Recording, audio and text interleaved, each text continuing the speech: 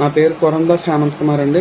నాది కొత్తపేట గ్రామం, కోనసీమ జిల్లా అండి. కొత్తపేట గ్రామంలో సత్యశివ బ్యాంకర్స్లో నేను ఒక వాటాదారునండి. నాతో పాటు ఇంకో ఇద్దరు ఉన్నారండి వాటాదారులు. అలాగే నేను రియల్ ఎస్టేట్లో కూడా వ్యాపారం చేశానండి. రియల్ ఎస్టేట్లో కూడా పెట్టుబడి పెట్టాను. నాతో పాటు మా బంధువులు కొంతమంది పెట్టుబడి పెట్టారండి. వాసు అనే వ్యక్తి దగ్గర పెట్టుబడి పెట్టాము మేమందరం కూడా. వాసు అనే వ్యక్తి నేను వచ్చే ఒక వారం రోజుల ముందు మా బావ అయినటువంటి కాట్రు కుమారస్వామి అనే రాజమండ్రికి చెందిన వ్యక్తి మా బావ అండి. మా బావ అనే వ్యక్తి పెట్టుబడి పెట్టిన వాటాదారుడిగా వచ్చి అతన్ని అడగడంతో లాస్ వచ్చిందని చెప్పడంతో నన్ను చాలా ఒత్తిడి చేశాడు. మొదట అతన్ని చాలా ఒత్తిడి చేశాడండి. అతను వెళ్ళిపోయాడు. కనీసం సమాధానం కూడా చెప్పకుండా వెళ్ళిపోయాడండి. లాస్ వచ్చిందని తర్వాత అన్నింటి మీద అప్పులు తెచ్చానని ఒకదాని తర్వాత ఒకటి చెప్పడంతో మేమందరూ కూడా నిర్భ్రాంతికి గురి అయ్యామండి. నాకు కూడా యథార్థంగా తెలియదండి. నేను కూడా నష్టపోయాను, వాళ్ళతో పాటును చాలా నష్టపోయాను నేను కూడాను. అలాగే ఆ తర్వాత వాసు వెళ్ళిపోవడంతో ఆ రోజు రాత్రి వాసు వెళ్ళిపోయిన రాత్రి మా ఇంటికి వచ్చి చాలా వీరంగం సృష్టించాడండి మా బావ అయినటువంటి కుమారు కాట్రస్వామి. నన్ను నానా దుర్భాషలతో దూషించి అర్ధరాత్రి వేళ మా ఇంటికి వచ్చి చాలా ఇబ్బంది పెట్టాడండి. రాత్రంతా కూడా నన్ను చాలా ఇబ్బంది పెట్టి నేను చచ్చిపోయే పరిస్థితికి వెళ్ళేంతలా చేశాడండి. చాలా కన్విన్స్ చేసి నేను వెళ్ళానండి. బావా, వాసు వచ్చాక మనం కూర్చుని మాట్లాడి చేయాలి తప్ప నేనేం చేయలేను ఇందులో. అతనే మొత్తం చేసేది. ఫస్ట్ నుంచి అతన్నే నమ్మం అందరూ కూడా. అతనే చేసేది. అతను వస్తే మనం ఏదైనా చెయ్యాలి తప్ప అతను లేకపోతే నేనేమి చేయలేనని చెప్పానండి. నేను కొన్ని విషయాలు తెలుసు, అవి మాత్రం నేను చేస్తానని చెప్పానండి. అతను ఎట్టి పరిస్థితుల్లోనూ దానికి అంగీకరించలేదండి. నువ్వు సమాధానం చెప్పాల్సిందే అన్నాడండి. నేను సమాధానం చెప్పడానికి నా దగ్గర ఏమీ లేదు, అంతా అతని దగ్గర ఉంది. నా డబ్బులు కూడా వాసు దగ్గర ఉన్నాయి. నేనేమీ చేయలేను. అతను వస్తే కానీ నేనేమీ చేయలేను. కాబట్టి నాకు 3 రోజులు గడువిస్తున్నాను, నీకు 3 రోజులు గడువిస్తున్నాను హేమంత్. నువ్వు 3 రోజుల్లోనూ తను రాకపోతే నిన్ను రోడ్డు మీదకి లాగేస్తాను, నిన్ను ఏమైనా చేస్తాను, నిన్ను అవసరమైతే చంపించేస్తాను.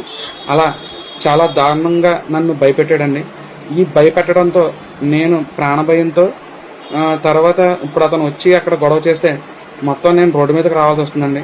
అలాగే నేను షాప్లో పెట్టిన నా వాటా ఒక 20 లక్షలు ఉందండి. అలాగే ఆ డబ్బులు కూడా నేను తీసుకోలేను. నేను తీసుకుంటాం అంటే నేను ఒకవేళ నా బాకీలన్నీ తీర్దామని నేను ఒక అంచనా వేసుకున్నానండి. అది తారుమారు అయింది. అది కూడా నాకు అసలు ఎటు బుర్ర తోచని పరిస్థితుల్లో నేను ఉన్నానండి. నా వల్ల అవ్వలేదు. నేను వెళ్ళిపోతే వాసులాగా ఇప్పుడు ఇక్కడ ఏం జరుగుతుందో నాకు తెలియదు. నేను తీసుకెళ్ళి వాసు వచ్చాక తిరిగి వచ్చి అతను మాట్లాడాక ఫస్ట్ తర్వాత నేను వచ్చి తర్వాత ఇదంతా సెటిల్ చేసి నేను తీసుకుంది ఎవరిదాళ్ళకి ఇచ్చేద్దామని అనుకున్నానండి. కానీ నేను రీసెంట్గా ఎవరి ద్వారానో తెలిసింది, నాకు నిన్న ఎవరి ద్వారానో తెలిస్తే ఏకంగా 20 కోట్లు 30 కోట్లు అంటున్నారండి. ఇది నాకు 20 కోట్లు 10 కోట్లు 20 కోట్లు అంటున్నారండి. ఇది నాకు చాలా భయంగా అనిపించింది. నేను అంత తీసుకురాలేదు, నా దగ్గర అంత డబ్బు కూడా లేదండి. అంత డబ్బు ఉంటే నేను తిరిగి రావాల్సిన అవసరం కూడా లేదండి. నా దగ్గర అంత డబ్బు లేదండి.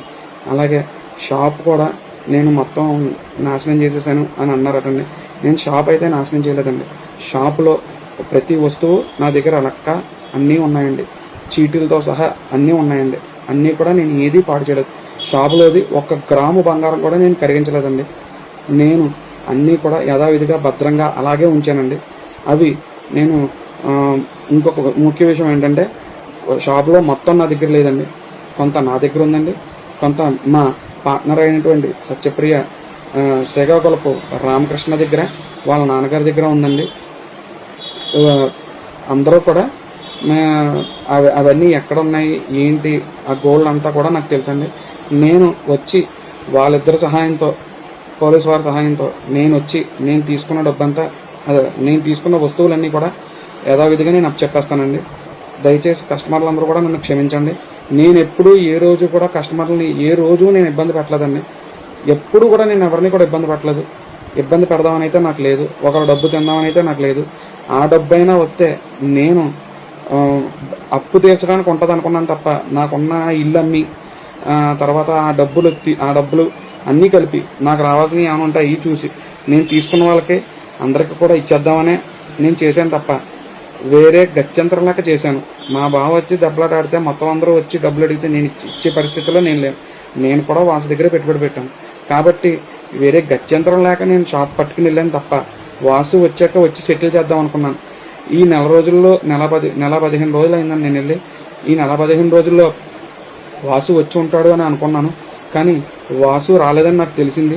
ఎవరో దూర చుట్టాలకు చేస్తే వాళ్ళ ద్వారా తెలిసిందండి, మీ మీద చాలా ఇదిగా ఉంది, మీరే తప్పు చేశారు అనుకుంటున్నారు అని చెప్పి. షాప్ది అయితే నేను తీసుకెళ్ళడం తప్పేనండి. నేను 1 గ్రాము కూడా కరిగించలేదండి. నా భార్యకి ఇచ్చిన బంగారం కొంత మాత్రమే కరిగించాను, అంతే తప్ప ఇంక ఏ మాత్రం నేను కరిగించలేదండి. నేను ఏది కూడా నేను దోచుకోలేదు, ఏమీ పాడు చేయలేదు. షాప్లో వస్తువులన్నీ నా దగ్గర కొన్ని, మా సత్యప్రియ రాము దగ్గర కొన్ని, వాళ్ళ నాన్నగారి దగ్గర కొన్ని భద్రంగానే ఉన్నాయి.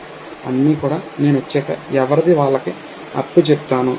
దయచేసి నాకు ఈ విషయంలో పోలీసు వారందరూ సహకరించాల్సిందిగా కోరుచున్నాను. మిగిలిన పరిణామాలని నేను ఎదుర్కొంటాను. మా బావ నుంచి కూడా నాకు రక్షణ కల్పించండి. మా పెద్ద బావ అయినటువంటి డాక్టర్ కుమారస్వామి దగ్గర నుంచి కూడా నాకు రక్షణ కలిగించండి. దయచేసి ఈ విన్నపాన్ని అందరూ అర్థం చేసుకోండి, నన్ను క్షమించండి. ముఖ్యంగా సత్యప్రియ సత్యబాబు గారికి నేను నిజంగా ఆయన రుణం తీర్చుకోలేను, కానీ నేను ఇంకా తప్పని పరిస్థితుల్లో చేయాల్సి వచ్చింది. ఇంకా ఆయన కూడా నేను మోసమే చేశాను. వెళ్ళిపోయి ఉండి ఏదైనా చేసినా బాగుండని అనుకున్నాను, కానీ ఇంకా నాకు ఏ తోచని పరిస్థితుల్లో నేను వెళ్ళిపోయాను. నేను 2 రోజుల్లో నేను కొత్తపేట వస్తాను. వచ్చి కొత్తపేట పోలీస్ స్టేషన్కి వచ్చి నేను అన్నీ ఇచ్చేసి, నేను నా అంతటా నేనే వచ్చి నేనే అన్నీ ఇచ్చేస్తాను. నన్ను ఎవరు పట్టుకోలేదు.